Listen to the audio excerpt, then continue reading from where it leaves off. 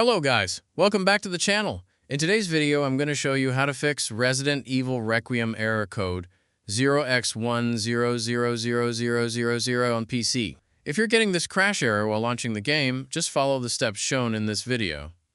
Let's get started. Solution 1. The first and simplest thing you should try is restarting your computer. Many players have reported that simply restarting their PC fixed the error. So close the game, restart your computer. Launch the game again and check if the problem is fixed.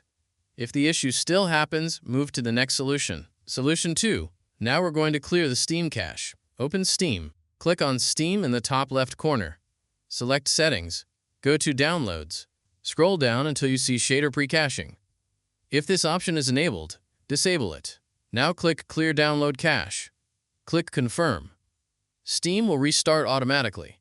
Once Steam restarts, try launching Resident Evil Requiem again. If the game launches successfully, you can enable shader pre-caching again later if you want. That's it.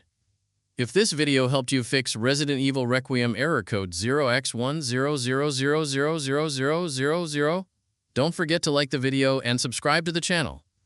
Thanks for watching.